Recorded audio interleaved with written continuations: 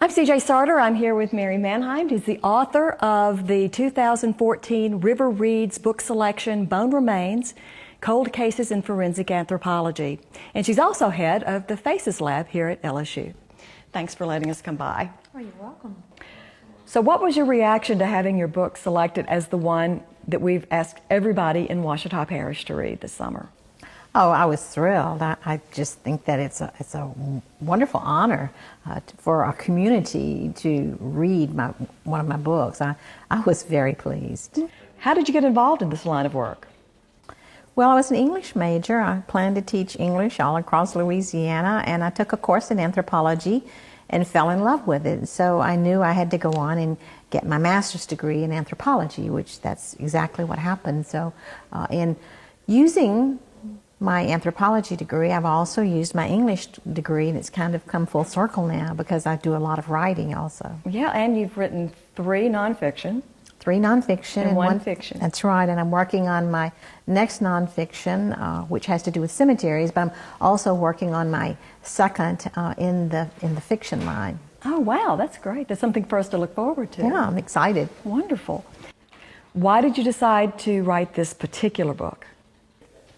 Well, it's the third in the trilogy for the cases I've worked on over the years. I've worked on hundreds and hundreds of forensic cases, and many of those in this book are cold cases. And we've begun a cold case database that has been very successful. So I really wanted to spread the word to my audiences that this type of database has success, and one of the reasons is the public involvement in what we do. So I wanted to illustrate things we do by using some of the cases that I've worked on in the past, and also by looking at some of those that are unsolved.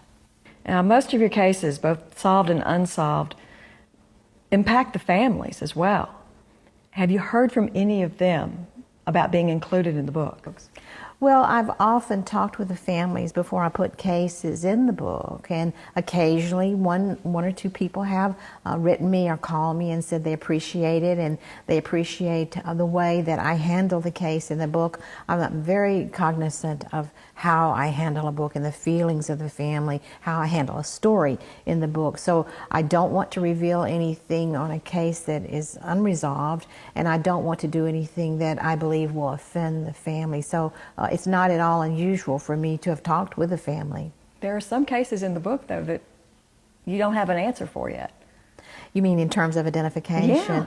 Right, and those are the ones that really trouble us the most, because our goal is to identify all the cases that come to us, and that's the importance of the website itself, because it helps other people all across the country actually to see the cases of unidentified on our website, and may be able to give us some clues as to who these people are. Now, tell me the website again. It's identifyla.lsu.edu. Some folks might wonder how you handle the more grisly aspects. Does it ever get to you? Well, I think that I look at it as something we have to do in order to be able to get to the bone. We have to see what is beneath the decomposing tissue, because we are the bone people. And so in order to get there, we do have to resolve the putrefactive tissue that often is there. So we have to remove it. And these cases are very sad.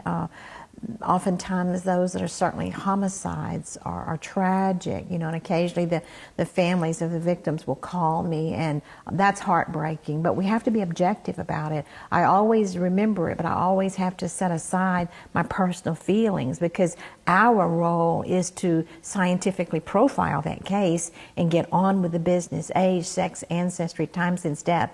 If they already know who the person is, then often we're asked to look at the trauma, and we may have to appear in court and testify as expert witnesses. So I have to remain objective, but I can't say that cases don't affect me. I think that would be unrealistic. But of course they affect me, but I know that what I'm doing has the goal of helping the family. Sometimes you're asked to work on historic sites. How does that differ from your regular cases? Well, for one thing, you don't have an emotional attachment to it, because for people to say, this case doesn't bother me, or I just don't even think about this case, I think is unrealistic. But when it's a historic or prehistoric case, you can separate yourself from it because so much time has occurred since the event. So it's much easier to do that, and it's intriguing also because we don't have to harden our minds against it. You know, you just go on and be the science and then forget it. And then there was the mummy. That was different. It was so much fun. That mummy was a mummy that my sons and I used to look at when we would go down to the museum here in Baton Rouge when they were very young in the 1980s, and we would peer into the glass and look at that mummy, never dreaming that someday I'd get to work on that mummy. But the only thing we were allowed to do was x-ray it. They wanted to learn some more information about it, and we found out a good deal more information about it by simply using our techniques that we use in modern cases, even from an x-ray. I don't want to spoil the end of the story so much, but it was wonderful fun.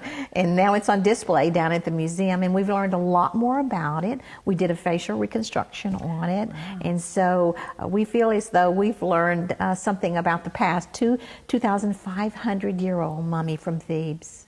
How do you do a facial reconstruction from just bone tissue? Well, you know, there are all kinds of studies out there that have been done on the thickness of the facial tissue. We've actually done several studies. We have scanned hundreds and hundreds of people with ultrasound, non-invasive, and come up with averages of the tissue thickness on the face at certain locations across the face. And from that, you simply put markers there that indicate the depth of that tissue, and you slowly build the face back.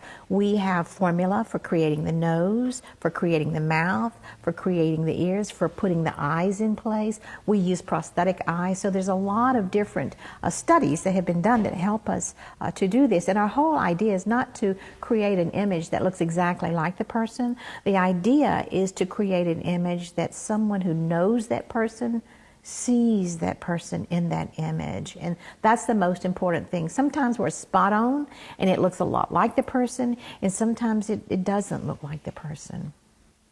But sometimes it's just enough. Is just enough, because someone who knows that person says it's all in the eyes. It was in the line of the jaw. There was something about the mouth.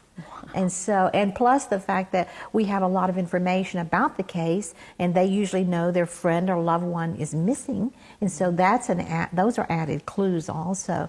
But it has been very successful for our lab. You've been doing this a long time. How have things changed? Things have changed a lot in many ways. We have a lot of modern technology that helps us. We have databases that help us. We have tools that are very different. Digital developers, all of the scanners, the printers, those are wonderful, wonderful helpers. But it all boils down to the innate ability and experience of the person who's working in the field, too. You can never replace the true forensic anthropologist. I noticed a lot of your team members are women. Is that different from when you first got started? You know, I got into it in the fall of '81, and very few people were doing this. It was a new field. In recent years, of course, everyone has discovered it because of the television shows.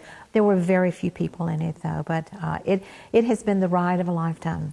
Speaking of TV shows, how do you feel about those shows, like CSI and Bones and Cold Cases? Well, I think they're great fun. You know, I don't really watch them. I've watched a few minutes of several of them, but a lot of young people especially watch them and will write me and ask if they can do what they do on TV, and I explain that it's not really the real world. They use dramatic license, but they also use scientific techniques or the appearance of them in their programs to make it look more real. But if they're fun to do, and they've brought an incredible popularity to the field. And you can't really solve a case in an hour. Never. I don't say never. Wait a minute. Let me say more than likely not. It's just not the way it seems on TV. It takes a lot of time. We don't dress like they do. We don't have the labs they do. As I tell my students, we wear things you can bleach. That's our motto. When a body or a skeleton is found, just where do you begin? Well, the first thing we do, if someone has found one and they contact law enforcement, which is the first thing they have to do, and it appears that there is a skeleton in the woods, buried, whatever, the law enforcement will call us, and we will make more often than not, we will make arrangements to travel to that area. We want to be there in the daytime. So if it occurs at night, we ask them to hold the site until the next day. And then we strike out and get our team together, get all of our tools together, travel to that location, very, very carefully recover the remains and bring them back to our laboratory, describe them. The first thing we do is an x-ray all the way down the body, looking for any kind of clues, looking for any sign of a bullet, some type of weapon that was used, and then we begin the process of determining the age, sex, ancestry, time since death, all of these trauma, all of these different things that can provide clues for us to be able to identify that person and figure out what happened to that person. But a lot of it has to do with what you do actually in the field, too, doesn't it? Oh, yes. I mean, it's very important to recover it properly. We are trained in archaeology, so we use what we call our bioarchaeological techniques to set up a unit sometimes and sometimes not, if the body is widely dispersed by animals especially. And we've gotten quite a few cases like that in the last few years. And so we recover it, we pinpoint it using GPS, a global positioning system, in order for anyone to go back to that exact spot where the body was found if they need to. And so we use we use a metal detector to scan the entire area, looking for anything made of metal that might provide more evidence for what happened to that person. So we can take all day to recover a body, or a skeleton, and then bring it back to the lab. When people comment on your work, what are their biggest misconceptions? Well, that we can solve every case, that DNA solves everything, and it doesn't, that we should be able to get everything taken care of in a day or two. Sometimes it takes us weeks and weeks to resolve a case, and it's never really resolved until the person's identified and maybe the perpetrator or the alleged perpetrator is found, goes to court, adjudicated, all of these things. So a case is not over after we get through doing the profile and sending the report to the law enforcement agency.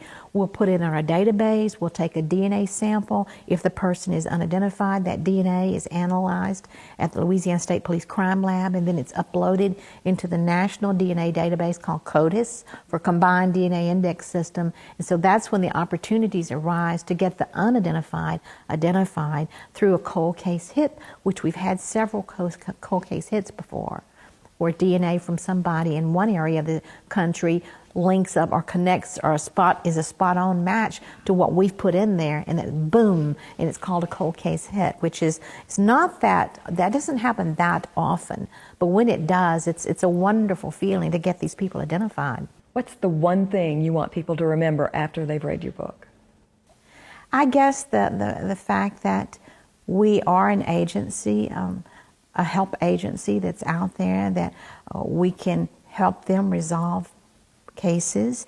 And one of the more important aspects of it is the missing persons aspect of our database. We want citizens of Louisiana to know that there is an agency here, there's a laboratory here at the LSU campus in Baton Rouge that can put the information about their missing loved one into a database that can be viewed from any place in the world. And if their loved one who's been missing has not been found, then we offer the opportunity for them to have an area where the information about that loved one is posted.